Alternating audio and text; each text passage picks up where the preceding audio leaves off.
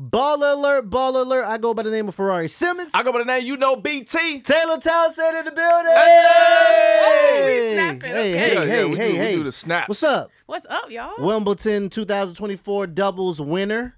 Yes. Woo. Yeah. Yes. Got the little... People made me some chains, some bracelets. It don't look like yours, but it's okay. Yeah, you got the fans making you bracelets and stuff. Educate me though. When you win Wimbledon, what do you get? Is it a so cup? You get a check. You get paid. Yeah, definitely that. I made sure. That was my first stop. Okay. I said, ma'am, where's my receipt? She's like, it's good to see you again. I was like, hey, no, I don't want to talk. Right. No, but they give you a trophy. Trophy, got it. But the trophy that we get in the ceremony is not actually what you get to take home. Got it. So they give you like kind of a smaller replica of it, and then I didn't realize, but they actually give us like a detached base.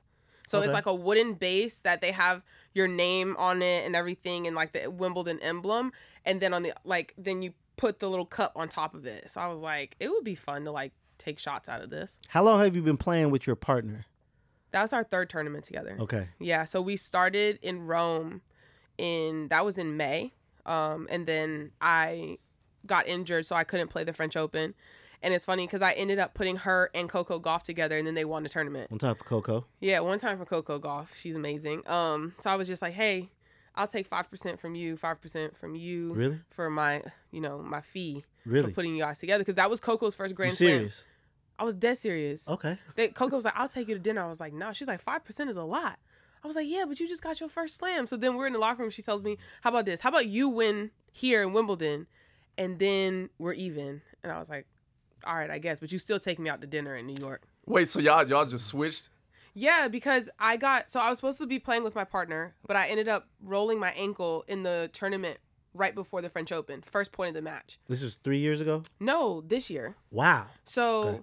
I went and did rehab. I did like 3 or 4 sessions a day for 5 days, and I was like, I'm not ready to play. Like, I can't play. Mm-hmm. So I ended up having to fly to Paris to pull out of Roland Garros, which is like the first time I've ever pulled out of a major event, like a major tournament. And then knowing that my partner was not going to have anyone to play with, I text Coco. I was like, hey, did you want to play doubles? And she was like, yeah. I put them together, then they win the tournament. So it's kind of funny because, like, it was unexpected, but, to be able to come back and then, win a Grand Slam, I was like, all right, I guess it was worth it. Because that's very difficult. Now, you correct me if I'm wrong, you went pro at 16. 15. 15. Yeah. Get me right. Yeah. How do you go pro as a young tennis player? When did you want to start playing tennis? Well, I started at 4. 4 years old, you started wanting to play tennis. Sure. Yes. So yeah, so my sister actually was playing, and like I'm the kind of person where I'm like, how much older is your sister? She's 2 years. Okay. So my older sister 2 years. Now I have a half sister that's 18 years younger than me. Okay. My dad wanted to do something crazy, but we're not gonna talk about that. Understood. Yeah. So but my older sister who I grew up with, like, she was playing before me, and like I'm the kind of person where I'm like, if you gonna do it, then I'm gonna do it, and if I can't do it, you're not gonna do it. So that was my thought process. So like she would be getting lessons, and I would be in the back of the court like picking up balls and like throwing them at her feet so she'd try and trip. Like, or I was hitting her with balls and like throwing them at her while she was like having her lesson. And then my coach always like kicked me off the court because he's like, get out of here. Like, what are you doing? And I'm like, I want to play. Like, if she's doing it, I want to do it. So I was always around the game. My mom played, and she's the one that introduced us to tennis. My dad played football, baseball, basketball, so like athlete. But yeah, my mom put the tennis racket in our hands, and then from that point, it was just like, all right, I guess this is what we're doing. To be fair, though, like, I didn't get to try other sports.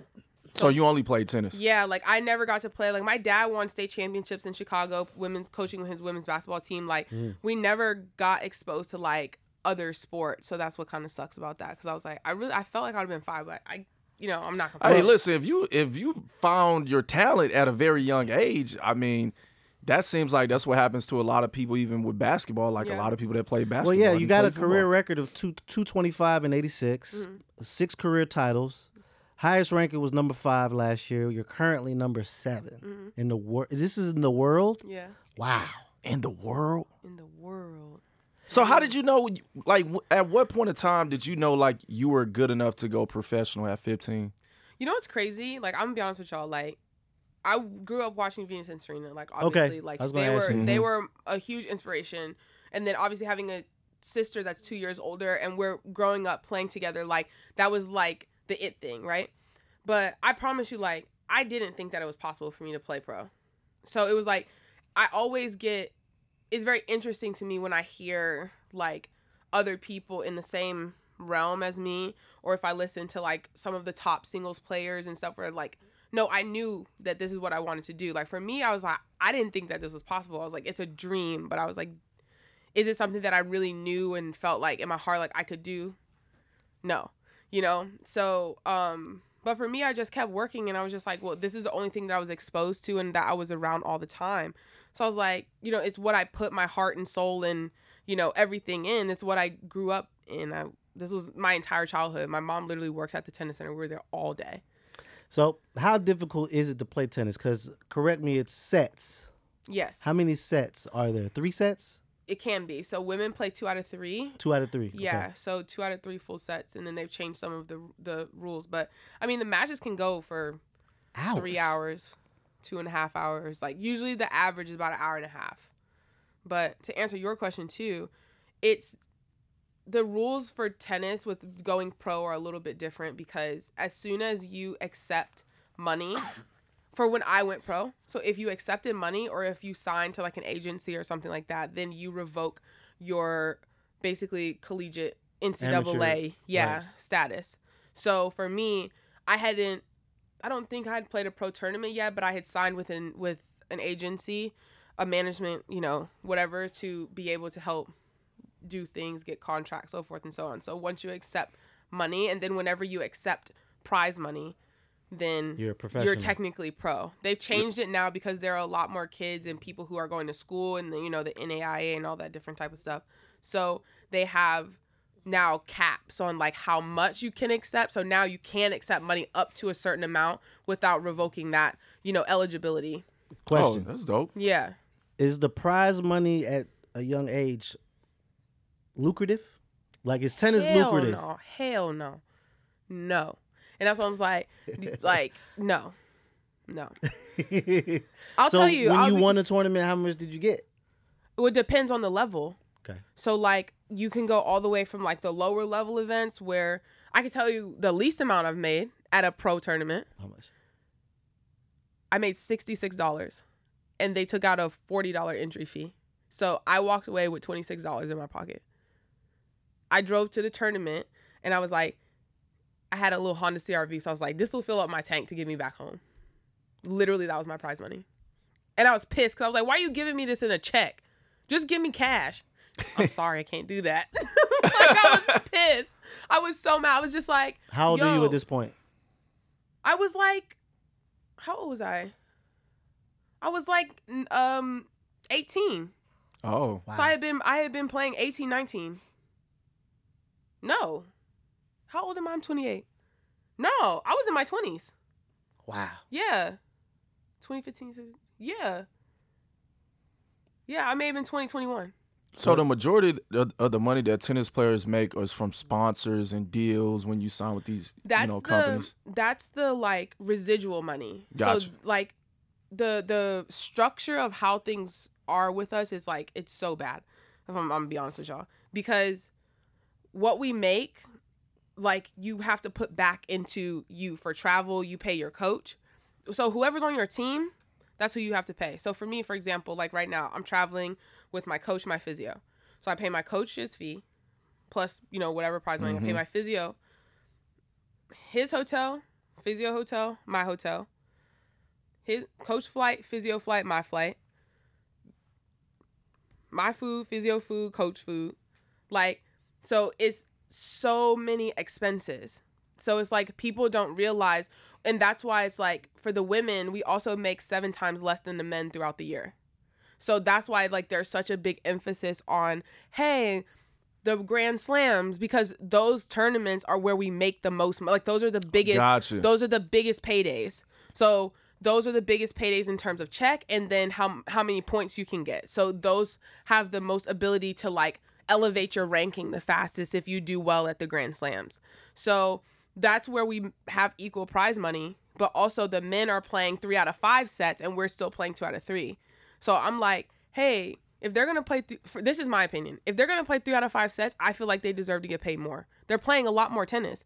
But how about we close the gap during the rest of the year where everyone's playing 2 out of 3 sets. We're playing the same amount of tennis. We're traveling the same amount. We're doing all this different stuff. We're doing all the same things. So let's like close that gap because it's like significantly different between the men and the women. But the expenses are outrageous. So they don't take care of the travel when you guys are traveling to these different countries? No. So you have to budget. Everything has to be budgeted. Yes. Like when I looked at my last year's spending, I was upwards of like over $150K on just flights alone. Whew. Just travel, airfare. Now, I got a question for you. How do you balance training, rest, and tennis? Because I know sometimes you have to get rest. Yeah. Like, do you have to shut down at like 8 p.m.? I'm not doing nothing. I'm going to bed. Man, I wish I could do that. I have a child. Okay. I got a baby. I wish I could do that. So how do you? Okay, let's add that in there. Add that in. So how do you?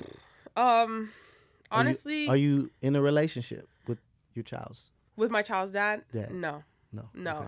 And that ended this time. Well, March of last year. Okay. So that was hard too, because like I was like, it was so much to navigate. Is he supportive of? No, yeah, he's great. Your tennis career? Yeah, Okay. yeah, he's amazing. Like he's an amazing dad. Like supportive of like he's great. Like we're friends. Like we're literally like. This is good. Mm-hmm. Yeah, but it's just like. Just didn't work out. Yeah, which I'm okay with. Like, but I told him, I was like, yo, like this isn't gonna affect our child, like, because I grew up in a split household, so I was like, and that's why it was so hard for me to like pick myself, because I was like, I don't want to do this, and like I don't want to raise my son in that type of environment, because I know what it felt like on my end, like on the receiving side, and even with my sister, and saw how it affected her. So I was like, I don't want to do that, but I was like, yo, like you have, if you're not good, like it doesn't matter like what you try and do or salvage or whatever, like that, it's not going to be good for the baby. So yeah, I just had to choose myself, and like it was a really difficult decision, and like I'm a very selfless person, so that was really hard. But like honestly, I don't want to say because it sounds kind of fucked up, but like the best decision I made, but like listen, sometimes the hardest decision be the best decision that you made. Yeah, like because I really have grown so much, like as a woman, like throughout this whole experience, I've really learned a lot about myself. But like in terms of balancing everything, yo, like it's a new day every day. Like it's honestly so hard. And then what I realized my biggest struggle is like when I leave, because I don't travel with my son all the time. So when I leave and I'm on the road and I'm alone, like I'm fine because I can create my own routine and structure, and it's all revolving around me and like my schedule. But I really struggle a lot, and I'm getting better, but I struggle a lot when I come back home, because then it's like you go from everything being about you to then everything being about everything else, plus the things that you have to do: practice, workouts, recovery, this, that, grocery shopping, jujitsu practice, dogs, like house, you know. So it's like so many different things that like I have to juggle when I come back, and it's just like it goes from nothing to everything. I'm so happy you're sharing this with you. And I got a question, because this is funny, because over the weekend I watched the WNBA All-Star game. First time I've ever watched that. One time for women in sports, because I feel like you guys are having your renaissance that you guys finally deserve. But for tennis, and correct me if I'm wrong, it's not like it's a league. It's a sport that you have to pick and choose where you go, how you rank. So it's not like it's you get like an all-star team tennis player, and you guys get to like talk and be amongst each other, kind of like how basketball and football have like, you know, the all-star things. You guys don't have that. You guys just have tennis, and it's year long. Yep. So how do you pick and choose? How do you do this? It's not a league. Like it's not. Is there a what's the person that's over the whole league called? Commissioner. The commissioner. Is there a commissioner? There is like the CEO of the WTA, which is like the the governing body, but that's it. So it's like tennis is an individual sport, so it's just you. So it's you and your team. So that's why it's like so important that you have, and like I see my team more than I see my child. Like we travel 40 plus weeks out of the year. Like the last event, and it's 52 weeks in a year. Our last event is November 13th to the 20th. So sometimes it may be through Thanksgiving or right before Thanksgiving. And we leave because we start in Australia. Like that's where we start the season. So that's far. So you leave. Now factor in like whenever you going to take time off because we've been playing all year. We leave the last week of December. So our off season is 6 weeks. Is that why Serena took that break? Because she wanted to... they've changed the rules now. Okay. But like she used to only play the big tournaments and play the tournaments that she had to play to maintain her ranking. And when she played, she was like, I'm going to win it. And that's that. So she would play 11 tournaments, 10 tournaments, whatever was required. That's what she played. And that was it. But you can't do that because you need to maintain your ranking in a different way, correct? Yeah. And I mean, obviously if I'm going in and winning everything, of course you can do things a little bit differently. You can be more strategic with like what you want to play. But then the tours are also making it a lot more difficult for the top players because we aren't a league. And everything is based on the individuals, and they're putting a lot of weight on the individuals to drive the tour. So the viewership of the tour, revenue, all of that different TV contracts, all of these different things. So they're putting the business side on the performance of these players. So now they're requiring us to, hey, you have to play, like these tournaments are mandatory. Oh. So it's like right now, I think it's like 18 to 20 tournaments that are like mandatory. Like you have to play if you're in a certain ranking bracket.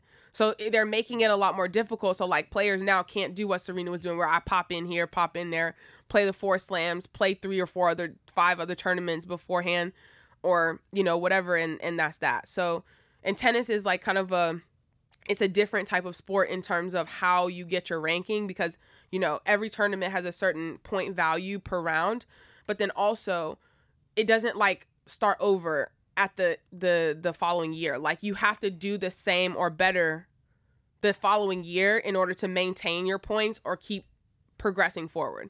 But if you don't, then your ranking drops. So it's a constant like yo-yo effect that you have on like on your ranking. It seems like a lot. Yeah, it's a lot. It seems like tennis is like a privately owned company. Like yeah, it is. I mean, for real. Like it doesn't seem like an actual, you know, sport. See, like it's not just one person because you know basketball, football, they have the commissioner and their committee to make decisions. You have owners and no. You have a league. No. So how do you retire? You be like, I'm out. Straight up. And that's you gotta it? make as much money as possible within it. Yeah. And also like obviously monetizing, like you said, on endorsements and all of the, you know, like on and capitalizing on like your motion that you have, like, and that's why it's important to have a great team because you want to make sure that when you have motion and you're popping, like everything that you can get, you get, you know, everything that you deserve, you get, you know? Right. But, it's just so much that's just lacking within the sport. I mean, to be honest, this is like a country club, rich people, lily white sport. So it's like that's how I look at it. I'm like, you almost know, like golf, right? Yeah, but it's like so you know we've had people to introduce like the culture and everything. Like we have Venus, we had Serena. Like at the beginning, we had Althea Gibson. You know, we've had other people, but it's like, you know, it hasn't. It's really not what's wanted, if that makes sense, you know, like I think the culture wants it, like the people want it, like we love this, you know, but it's like, is that what we really want within the sport? I don't know. And also like it's always been this stigma where it can only be one, like a token one of us, right? You know, and it's like they accepted Venus and Serena because they came together. They came on together. They leave in the. They was kicking ass too, kicking ass, like, but together. So it was like it was undeniable. But it's like there was always kind of this thought process where it's like it can only be one. Like we can only support one. We're only gonna big up one. You know what I'm saying? And so it's like hopefully, you know, through supporting each other and showing like constant support, like that it doesn't have to be that way. But like growing up, I know I felt like I was always competing against other Black people, like they played me harder. You know what I'm saying? Or like, right. It's more tension, or it's more competitive to be like, I gotta take this person's slot because it can only be one of us. Yeah. You know, to get these. The companies only want this one. Like, you know, we're gonna pour if it's one, and if it's one that we like, we're gonna pour everything into it, and the rest don't get anything. Like, it's always kind of been like that unspoken thing. So what advice would you give to a young girl that wants to become a professional tennis player?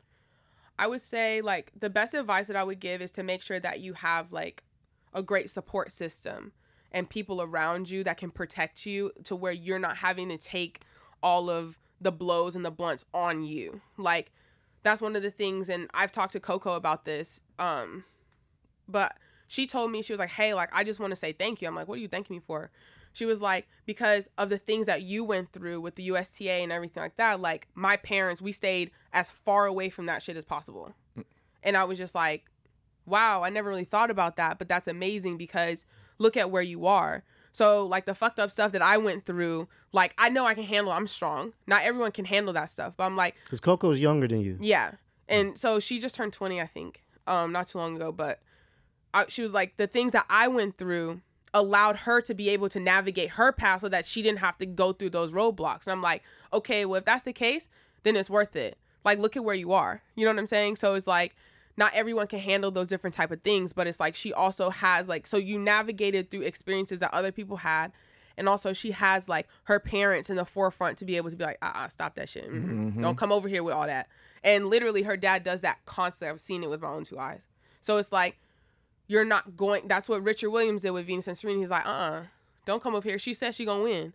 What you asking her more questions for? You know what I'm saying? Like, no, stop that. It's like, a filter. Exactly. And it's like, this is such a lonely world and a lonely sport. Like, it's you out there. Like I said, like, I see my team more than I see my family and, like, my son. So it's like, to have people where you are on the road so often and you're traveling, and it's very mentally and emotionally exhausting, physically as well, because we're here, there, like, bouncing all over the world. So I would just say to make sure that you have, like, a good group, a good circle of a support system, because that's the most important on those times where it's more often than not where you feeling down. Like, it's more often than not where you're exhausted, you're tired, and be like, why the fuck am I doing this shit? Honestly. So it's like, when you have your support system to be able to keep you up and to keep going, keep pushing you, like, you know what I mean? Like, I feel like that's the most important to be able to continue to move along that process. Wow. Taylor Townsend in the building. Currently number 7 in the world. In the world. We appreciate you pulling up on us. Yeah. And you got to come as much as often. Well, yeah. You be talking that shit. I like that. Yeah, you really be popping your shit. I ain't gonna lie. Really? Yeah, You're always welcome to come back too. I would love to. Y'all are fun. Okay. We could talk about celebrations. We could talk about, whatever we want. It don't gotta be all tennis next time. Okay. Say less. All right. And now we got a pep talk. What's up, you guys? This is Taylor Townsend, and I got a little message for you. Don't let nobody steal your shine. Don't let anybody tell you who you are, what you can or cannot do.